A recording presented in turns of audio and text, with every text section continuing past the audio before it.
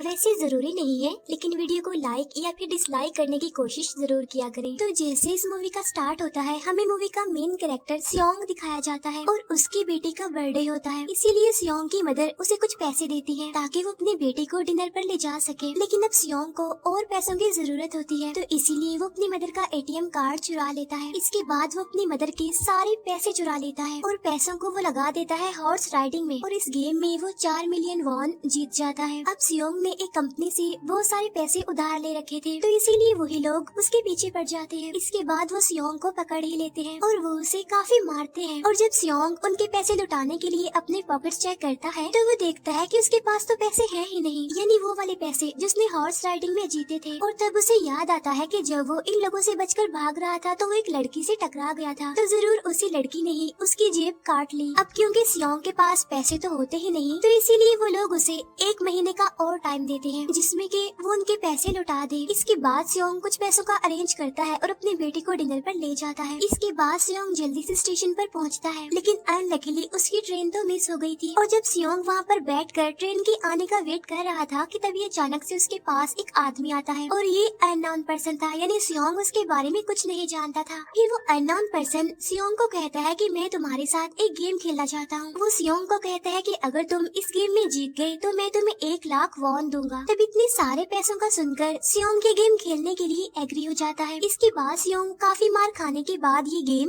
जीत जाता है, यानी वो 1 लाख वॉन हासिल कर लेता है। इसके बाद वो अननोन पर्सन सियोंग को एक कार्ड देता है, ये कहते हुए कि अगर तुम और पैसे जीतना चाहते हो तो इस कार्ड पर जो नंबर लिखा हुआ है उस पर कांटेक्ट करना। इसके बाद सियोंग जब अपने घर जाता है तो उसकी मदर उसे कहती है कि तुम्हारी बेटी अगले साल अपने स्टेप फादर के साथ यूएस में शिफ्ट हो रही है। यहाँ पर हमें ये पता चलता है कि सियोंग की डिवोर्स हो गई है और उसकी वाइफ ने दूसरी शादी भी कर ली है। लेकिन सियोंग कभी भी ये नहीं चाहता था कि उसकी बेटी उससे दूर जाए, लेकिन उसे बहुत सारे पैसे चाहिए होते हैं अपनी बेटी की कस्टडी वापस लेने के लिए, तो इसीलिए सियोंग उस कार्ड वाले नंबर पर कॉल करता है। इसके बाद सियोंग को एक गाड़ी में लाया जाता है जहाँ पर और भी लोग थे, लेकिन फिर उन सारे लोगों को बेहोश कर दिया जाता है। और जब उन सब लोगों की आँख खुलती है तो वो खुद को एक फैसिलिटी में पाते हैं जहाँ टोटल 456 लोग थे, और वो वहाँ पर एज अ प्लेयर थे क्योंकि उन सबको एक यूनिफॉर्म भी पहनाया हुआ था। इस फैसिलिटी का होस्ट यानी लीडर एक आदमी था जो कि फ्रंट मैन था वहाँ पर, और वो सब पर नजर रख रहा था। अब यहाँ पर एक कॉमन चीज थी कि जितने भी लोगों को वहाँ पर लाया गया था उन सब ने कर्जे लिए हुए थे बहुत ज्यादा। सियोंग वहाँ पर प्लेयर नंबर 1 से मिलता है जो कि एक बूढ़ा आदमी था। उस बूढ़े आदमी को ब्रेन ट्यूमर था, यही वजह थी कि वो यहाँ पर आया था क्योंकि उसकी लाइफ तो वैसे भी खत्म ही होने वाली थी। इसके बाद वहाँ पर 2 प्लेयर्स जिनमें लड़की का नाम सैब्यूक और लड़के का नाम जेंग होता है, उनके बीच फाइट होती है। अब यहाँ पर सैब्यूक वही लड़की थी जो सियोंग के पैसे लेकर भाग गई थी, यानी उसी ने उसकी जेब काटी थी। सियोंग तो उसे देखते ही पहचान लेता है, इसीलिए वो अपने पैसे मांगने के लिए उसके पास जाता है। तभी वहाँ पर कुछ गार्ड्स आ जाते हैं जिन्होंने पिंक कलर का यूनिफॉर्म पहना था और उनके फेस अच्छी तरह से कवर्ड थे। गार्ड्स उन सभी प्लेयर्स को बताते हैं कि तुम्हें यहाँ पर टोटल 6 गेम्स खेलनी होगी और जो इस गेम का विनर होगा उसे बहुत सारे पैसे मिलेंगे।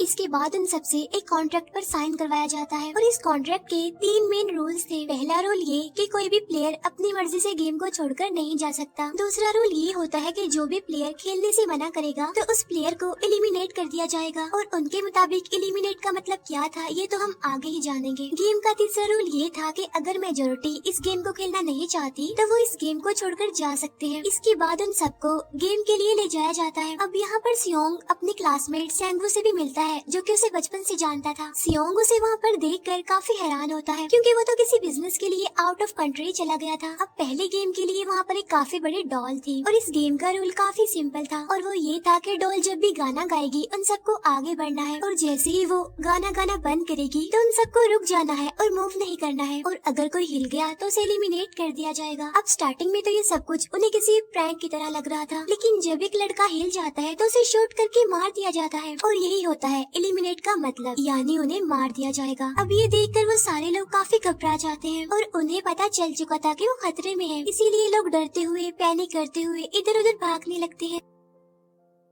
लेकिन अब क्योंकि गेम का रूल था, इसीलिए जो भी हिलता है उसे मार दिया जाता है और जितने भी सर्वाइवर होते हैं वो किसी न किसी तरह इस गेम को कंप्लीट कर ही लेते हैं। लेकिन जो लोग मर जाते हैं उनकी डेड बॉडीज को वहाँ से ले जाया जाता है और अब 456 प्लेयर्स में से सिर्फ 255 ही रह गए थे। अब क्योंकि वो सारे प्लेयर्स इतना ज्यादा डर जाते हैं कि अब कोई भी गेम खेलना नहीं चाहता था। लेकिन जैसा कि रूल नंबर 3 था कि अगर मेजोरिटी चाहे तो वो ये गेम स्किप कर सकती है, तो इसीलिए उनका लीडर यानी फ्रंटमैन वोटिंग करवाता है। लेकिन इससे पहले उन्हें प्राइज मनी दिखाई जाती है, यानी जो विनर को मिलेगी। लेकिन इन केस अगर कोई गेम को छोड़कर चला जाएगा तो ये सारे पैसे मरे हुए प्लेयर्स की फैमिलीज को मिल जाएंगे और ये prize money total 45 billion won होती है। इसके बाद वोटिंग करवाई जाती है जिसमें मेजोरिटी इस गेम को खेलना नहीं चाहती थी, तो इसीलिए गेम को यहीं पर स्टॉप कर दिया जाता है। लेकिन अगर कभी फ्यूचर में वो लोग चाहें तो इस गेम को रिज्वाइन कर सकते हैं। इसके बाद सभी लोगों को उनके घरों पर छोड़ दिया जाता है। नेक्स्ट डे सियोंग पुलिस स्टेशन जाता है और वहाँ पर वो पुलिस को सारी बात बता देता है, लेकिन उन लोगों को सियोंग की बातों पर यकीन नहीं होता और उल्टा वो लोग उसे पागल समझने लग जाते हैं। इसके बाद सियोंग उन्हें वही वाला कार्ड दिखाता है, लेकिन हैरान कर देने वाली बात तो ये है कि उस पर जो नंबर था वो रॉन्ग था। इसके बाद सियोंग जब घर जाता है तो उसकी मदर वहाँ पर नहीं होती। उधर सियोंग का क्लासमेट सेंगवू अपनी मदर को छुप कर देख रहा होता है और तभी वहाँ पर सियोंग भी आ जाता है। यहाँ पर सेंगवू अपसेट होते हुए सियोंग को बताता है कि मेरे ऊपर 6 बिलियन का कर्ज है। वो बताता है कि मैंने क्लाइंट्स के पैसे लेकर स्टॉक मार्जिन में लगा दिए थे, लेकिन अनलकीली वो सारे पैसे डूब गए। और तभी सियोंग के पास हॉस्पिटल से कॉल आती है। सियोंग की मदर का पाँव काफी इंजर्ड था, लेकिन डायबिटीज का ट्रीटमेंट न होने की वजह से उनकी चोट और ज्यादा बढ़ गई। तब डॉक्टर सियोंग को बताते हैं कि तुम्हारी मदर का ट्रीटमेंट हो सकता है, लेकिन इसके लिए हमें इनका पाँव काटना होगा। लेकिन इस ऑपरेशन में बहुत सारे पैसे लगने वाले थे, लेकिन जाहिर सी बात है सियोंग के पास इतने पैसे तो होते नहीं। इवन उसने तो अपनी मदर के इंश्योरेंस के पैसे भी उड़ा दिए थे। तब इसीलिए सियोंग पैसे मांगने के लिए अपनी वाइफ के पास जाता है, लेकिन उसकी वाइफ उसे पैसे देने से इनकार कर देती है। फिर उसकी वाइफ अपने हस्बैंड को बताती है कि सियोंग आया था पैसे मांगने के लिए और तभी उसका हस्बैंड सियोंग को पैसे देने आता है। साथ साथ उसे ये भी कहता है कि मेरी फैमिली से दूर रहो, लेकिन सियोंग उसे मारने लगता है और तभी उसकी बेटी भी वहाँ पर आ जाती है। इसके बाद सियोंग का एक फ्रेंड अपने बॉस के पास पैसे मांगने जाता है, लेकिन उसका बॉस उसे पैसे देने से मना कर देता है, तो इसीलिए उन दोनों के बीच फाइट होने लगती है। इस फाइट के दौरान उसके बॉस का हाथ मशीन में आ जाता है, तो मौके का फायदा उठाकर सियोंग का फ्रेंड पैसे लेकर वहाँ से भाग जाता है। फिर इसके बाद सियोंग का फ्रेंड अपने घर आकर अपनी वाइफ को कहता है कि पहले फ्लाइट लो और जाओ यहाँ से। इसके बाद सईब्यूक एक एजेंट से मिलती है, क्योंकि उसने अपनी मदर को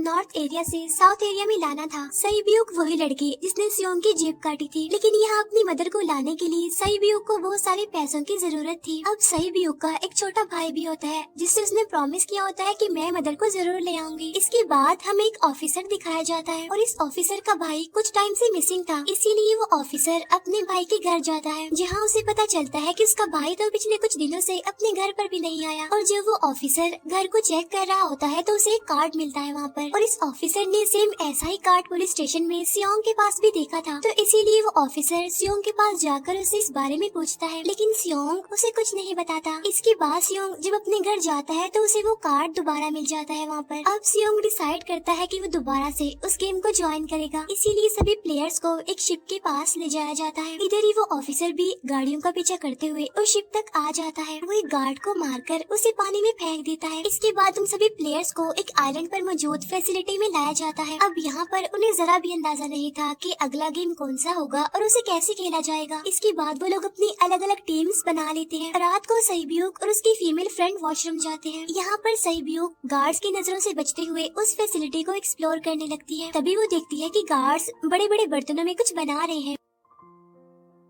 लेकिन अब क्योंकि गार्ड्स को शक हो जाता है तो एक गार्ड वॉशरूम्स को चेक करने के लिए आता है, लेकिन तब तक सईब्यूक वापस आ चुकी थी। इसके बाद सईब्यूक अपनी फीमेल फ्रेंड को सारी बात बता देती है जो उसने देखा था, लेकिन यहाँ पर सेंगवू उन दोनों की बातें सुन लेता है और वो इस बारे में सईब्यूक से पूछता है, जिस पर सईब्यूक बताती है कि वो बड़े बड़े बर्तनों में कुछ पका रहे थे। इसके बाद उन सभी प्लेयर्स को प्ले ग्राउंड में लाया जाता है, जहाँ पर उनके सामने 4 शेप्स थी। 4 शेप्स में से उन्होंने किसी एक शेप को चूज करना था। अब यहाँ पर सेंगवू को पता चल जाता है है कि गेम क्या है और क्या करना है हमें। सेंगवू सियोंग को बताता है कि सबने अलग अलग शेप्स को चुनना है। इसके बाद उन सभी को एक छोटा सा बर्तन दिया जाता है जिसमें की शेप्स बनी होती है। अब गेम उनकी ये होती है कि उन्होंने किसी तरह उस शेप को बाहर निकालना है बगैर डैमेज किए, लेकिन अगर शेप जरा से भी खराब हो गई तो उन्हें एलिमिनेट कर दिया जाएगा, यानी मार दिया जाएगा। अब यहाँ पर सेंगवू तो इजिली उस शेप को निकाल लेता है, लेकिन सियोंग इतना ज्यादा घबरा जाता है कि उसकी हालत खराब होने लगती है, लेकिन फिर वो किसी न किसी तरह करके इस गेम को भी जीत लेता है। इसके बाद उन सबको वापस से रूम में लाया जाता है। अब यहाँ पर 187 प्लेयर्स वापस आए थे, जिनमें से अब सिर्फ 108 ही रह गए थे। इसके बाद उन सबको खाने के लिए ले जाया जाता है, लेकिन खाने की वजह से जैंग की एक लड़के से फाइट हो जाती है, जहाँ पर जैंग उस लड़के को इतना ज्यादा मारता है कि वो मौके पर ही मर जाता है। इधर ही हम देखते हैं कि उन प्लेयर्स में से एक डॉक्टर होता है जो गार्ड्स के साथ मिलकर मरे हुए लोगों के ऑर्गन्स निकाल कर उन्हें चाइनीज को बेचने का काम करता है। इसीलिए जब भी डेड बॉडीज को ले जाया जाता है तो वो डेड बॉडीज को गायब कर लेते हैं, क्योंकि ये सब कुछ एक प्लान के अकॉर्डिंग चल रहा था, क्योंकि ये सारा कुछ फ्रंट मैन से छुप कर हो रहा था। यही वजह थी कि कंट्रोल रूम में भी उन्होंने अपना ही एक आदमी बिठाया हुआ था जो कि उन लोगों की सारी वीडियो फुटेज डिलीट कर देता था, और गार्ड्स तो डॉक्टर को गेम के बारे में पहले ही बता देते थे ताकि वो सरवाइव कर सके। यहाँ पर एक गार्ड उसी प्लेयर डॉक्टर को बताता है कि आज हमने प्लेयर्स को जानबूझकर खाना कम दिया है ताकि वो आपस में लड़ने लगे, जिससे होगा ये कि सारे वीक प्लेयर्स गेम से आउट हो जाएंगे। साथ ही गार्ड डॉक्टर को अपनी अगली गेम के बारे में बता देता है। अब 30 मिनट के बाद वहाँ पर लाइट्स ऑफ होने वाली थी। अब यहाँ पर सेंगवू को पता था कि सियोंग की टीम जरूर कोई उल्टा काम करेगी, इसीलिए वो उस टीम को अपने पास बुलाकर उन्हें रिलैक्स रहने के लिए कहता है। उधर वो जो डॉक्टर प्लेयर होता है वो जैंग की टीम में शामिल हो जाता है। यहाँ पर डॉक्टर जैंग को बता देता है कि अगला गेम क्या होने वाला है। इसके बाद लाइट्स ऑफ हो जाती है और जैंग अपनी टीम के साथ मिलकर बाकी सभी को मारने लगता है। जैंग एक लड़की को मारकर सईब्यू को मारने जाता है, लेकिन तभी सियोंग उसे बचा लेता है। इसके बाद गार्ड्स वहाँ पर आकर उन सभी को रोक लेते हैं और अब टोटल 80 लोग रह गए थे। इसके बाद उन सभी को तीसरे गेम के लिए ले जाया जाता है और यहाँ पर उन्हें 10-10 प्लेयर्स की एक टीम बनाने के लिए कहा जाता है, और वो लोग ऐसा ही करते हैं, अपनी अपनी टीम बना लेते हैं। अब क्योंकि जैंग को अगली गेम के बारे में पहले ही पता होता है, इसीलिए वो सईब्यू की फीमेल फ्रेंड को अपनी टीम में नहीं रखता और वो अपनी टीम में सिर्फ मर्दों को ही रखता है। इसके बाद सेंगवू भी अपनी एक टीम बना लेता है। अब क्योंकि उन्हें एक प्लेयर की जरूरत थी तो इसीलिए सईब्यू की फीमेल फ्रेंड उनकी टीम में शामिल हो जाती है, और ये गेम असल में टग ऑफ वॉर का होता है, यानी उन्होंने अपने सामने वाली टीम को नीचे गिराना था। इसके बाद गेम स्टार्ट हो जाती है और जैंग की गेम बड़ी आसानी से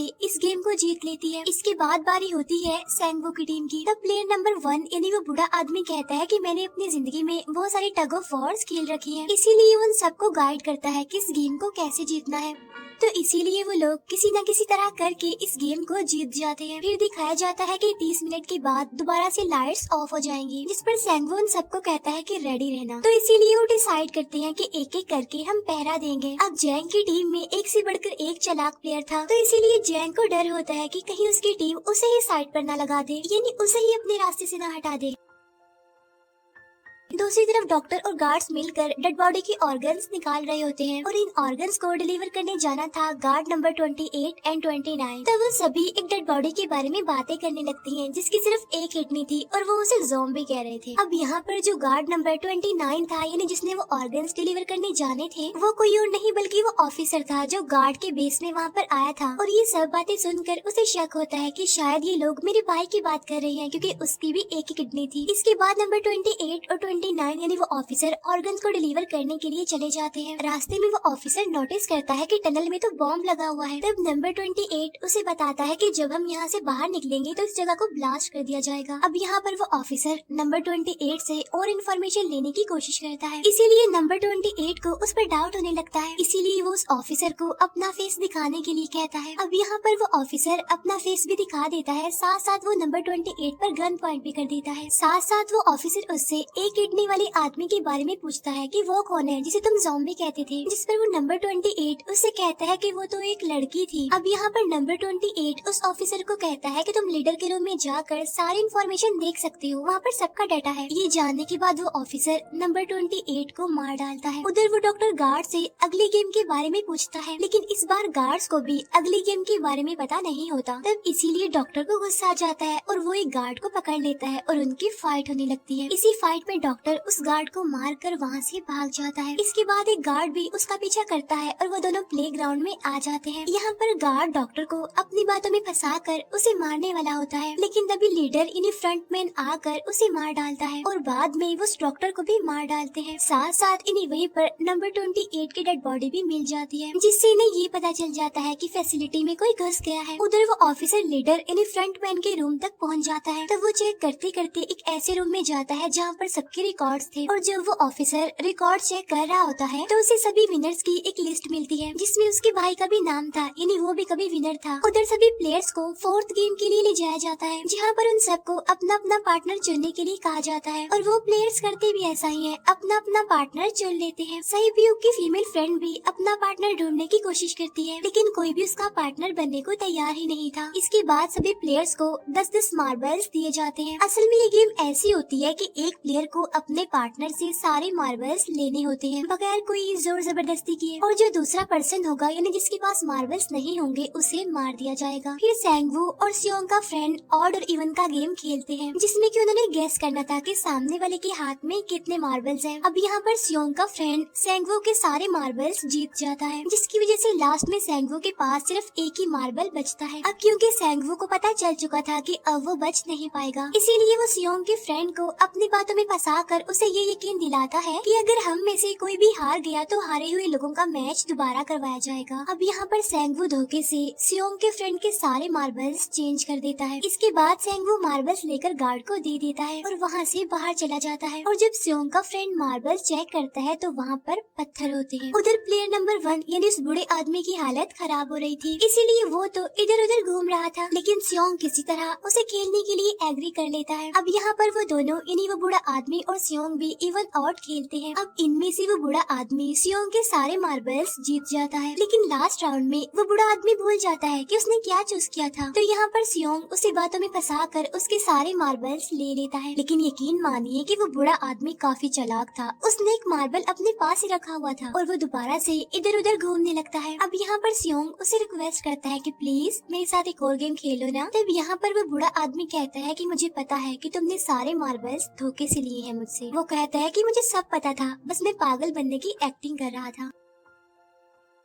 तभी सुनकर सियोंग को उस पर तरस आ जाता है और वो उसे ही सारे मार्बल्स दे देता है। उसके बाद सैब्यूक और उसकी फीमेल फ्रेंड भी गेम खेल रहे होते हैं। उनकी गेम ये होती है कि जो मार्बल्स को दीवार के ज्यादा करीब फेंकेगा वही जीतेगा। पहले सैब्यूक अपने मार्बल्स फेंकती है, लेकिन जब सैब्यूक की फ्रेंड की बारी आती है तो वो अपने सारे मार्बल्स फेंक देती है। लेकिन जब सैब्यूक ये देख लेती है तो वो अपने फ्रेंड को दोबारा फेंकने के लिए कहती है, जिस पर उसकी फ्रेंड कहती है कि नहीं सैब्यूक, मैं बिल्कुल अकेली हूँ, मेरे पीछे तो कोई भी नहीं है, लेकिन अगर तुम्हें कुछ हो गया तो ये अच्छी बात नहीं है, तुम्हारे पीछे तुम्हारा छोटा भाई है, तुम्हारा वेट कर रहा है वो। और इसी वजह से सैब्यूक की फ्रेंड को मार दिया जाता है। इसके बाद उन सबकी डेड बॉडीज को वहाँ से ले जाया जाता है। इसके बाद वो सब वापस से रूम में आ जाते हैं। यहाँ पर जैंग देखता है कि सैब्यूक की वो वाली फ्रेंड तो अभी तक जिंदा है, जो कि बड़ी आराम से बैठी हुई थी। अब यहाँ पर हमें पता चलता है कि सैब्यूक की ये वाली फ्रेंड जैंग की भी फ्रेंड थी, लेकिन अब क्योंकि उन दोनों के बीच किसी बात को लेकर क्लैश चल रहा था तो इसीलिए जैंग की वो फ्रेंड उसे बुली करने लगती है। इसके बाद फ्रंटमैन को एक डेड बॉडी के पास उस ऑफिसर का आईडी कार्ड मिल जाता है। तभी फ्रंटमैन को पता चलता है कि उसके सारे वीआईपीज आ चुके हैं, तो इसीलिए फ्रंटमैन उन्हें लेने के लिए चला जाता है। फिर सारे वीआईपीज को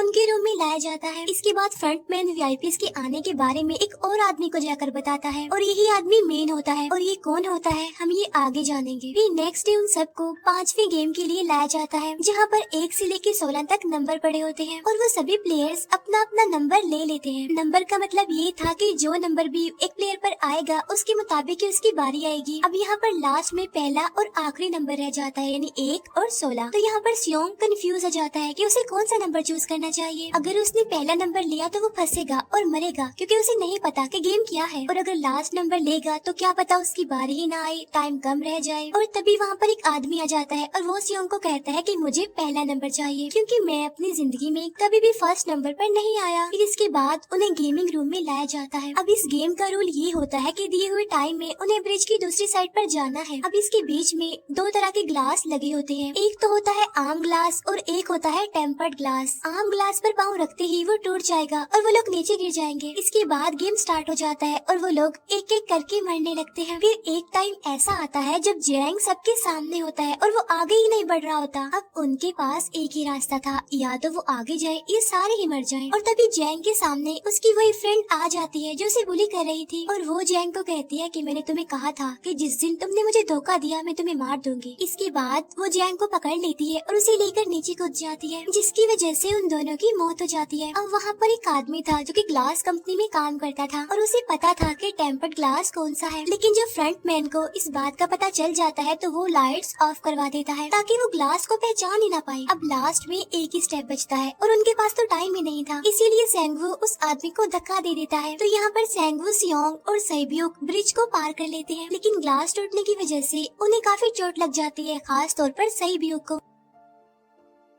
उधर उस ऑफिसर ने एक सर्वेंट को मारकर उसकी जगह खुद ले ली थी। अब एक वीआईपी को उस ऑफिसर पर शक होता है और वो उसे कहता है कि अपना मास्क रिमूव करो, लेकिन वो ऑफिसर कहता है कि ठीक है, लेकिन मैं अंदर जाकर अपना मास्क रिमूव करूंगा। इसके बाद वो ऑफिसर उस वीआईपी को लेकर अंदर चला जाता है। अंदर जाकर वो ऑफिसर उस वीआईपी को बेहोश कर देता है और इस बात का पता फ्रंट मैन को चल जाता है, इसीलिए फ्रंट मैन उसके पीछे जाता है और वो उस ऑफिसर को देख लेता है, इसीलिए वो ऑफिसर वहाँ से भागकर आइलैंड पर आ जाता है। फ्रंट मैन भी उसका पीछा करते हुए वहाँ पर आ जाता है। अब यहाँ पर वो ऑफिसर अपने सीनियर्स को कॉल करने की कोशिश करता है, लेकिन कॉल कट हो जाती है। फिर वो ऑफिसर उन्हें सारे सबूत भेजता है, लेकिन वहाँ पर नेटवर्क नहीं था। इसके बाद फ्रंट मैन ऑफिसर को पकड़ लेता है और उसे उनके साथ चलने के लिए कहता है, लेकिन वो ऑफिसर तो उस फ्रंट मैन पर गोली चला देता है। इसके बाद फ्रंट मैन अपना मास्क उतार देता है, तो वो ऑफिसर देखता है कि वहाँ पर कोई और नहीं बल्कि उसका अपना भाई है वो। इसके बाद ऑफिसर का भाई यानी फ्रंट मैन उसे शूट कर देता है और वो जाकर पानी में गिरता है। उधर ग्लास लगने की वजह से सैब्यूक काफी इंजर्ड हो गई थी और उसका बहुत सारा खून भी बह रहा होता है। इसके बाद इन सर्वाइवर्स को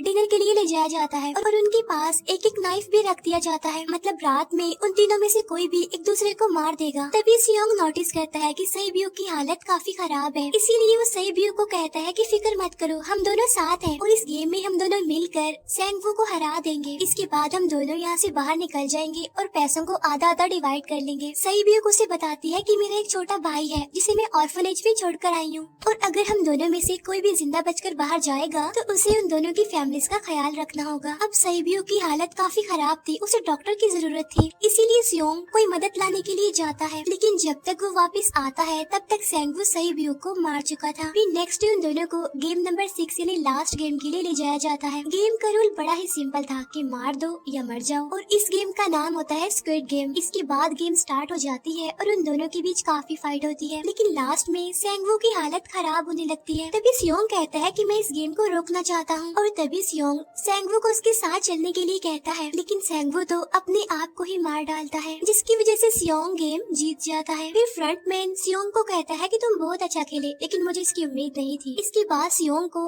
उसके घर पर छोड़ दिया जाता है और उसके पास एक एटीएम कार्ड भी था, और जब सियोंग उस एटीएम कार्ड को जाकर चेक करता है तो वो दिखता है कि सारे पैसे उसके अकाउंट में भेज दिए जाते हैं। इसके बाद सियोंग अपने घर जाता है, लेकिन तब तक उसकी मदर की डेथ हो जाती है। इसके बाद हमें 1 साल बाद का सीन दिखाया जाता है, जहाँ पर हम देखते हैं कि सियोंग की हालत काफी खराब हो गई है, यानी वो काफी नशा करने लग गया है और उसने अब तक उन पैसों को हाथ तक नहीं लगाया। एक दिन एक फूल बेचने वाली औरत सियोंग के पास आती है और वो उसे सेम वैसा ही कार्ड देती है जिसमें एक एड्रेस लिखा हुआ था, और फिर सियोंग उस एड्रेस पर जाता है, जहाँ पर उसे पता चलता है कि ये सारा किया धरा किसी और का नहीं बल्कि उस बूढ़े का है, प्लेयर नंबर 1 का, और वो अभी भी जिंदा है। यहाँ पर वो बूढ़ा आदमी सियोंग को बताता है कि मैं अपनी लाइफ से बोर हो चुका था और ये सारे गेम मैंने अपने क्लाइंट्स के साथ मिलकर बनाई ताकि मैं लोगों को मरता हुआ देखकर एंजॉय कर सकूं, लेकिन हाँ, हमने किसी को मजबूर नहीं किया था ऐसा करने के लिए, और मैंने गेम में इसीलिए पार्टिसिपेट किया क्योंकि गेम देखने से ज्यादा उसे खेलने में मजा आता है। वो कहता है जो पैसे तुम्हारे पास है वो मेरे ही हैं, और ये कहते ही उस बूढ़े आदमी की मौत हो जाती है। इसके बाद सियोंग सैब्यूक के छोटे भाई के पास जाता है और उसे लेकर वो जाता है सेंगवू की मदर के पास, और वो सेंगवू की मदर को कहता है कि इस बच्चे का ख्याल रखना, साथ साथ वो उसे एक बैग भी देता है जिसमें बहुत सारे पैसे होते हैं। इसके बाद सियोंग स्टेशन पर जाता है, जहाँ पर उसे वही अननोन पर्सन मिलता है जो कि उसे मूवी के स्टार्ट में भी मिला था। यहाँ पर सियोंग उसका पीछा भी करता है, लेकिन तब तक वो भाग चुका था। फिर सियोंग उस कार्ड वाले नंबर पर कॉल करता है और वो पूछता है कि तुम लोग कौन हो और लोगों के साथ ऐसा क्यों कर रहे हो, क्यों खेल रहे हो लोगों की जिंदगी से। लेकिन आगे से उसे रिस्पॉन्स आता है कि सियोंग, अगर तुमने जिंदा बचना है तो प्लेन में चढ़ जाओ। और इसी के साथ ही मूवी यहीं पर एंड हो जाती है।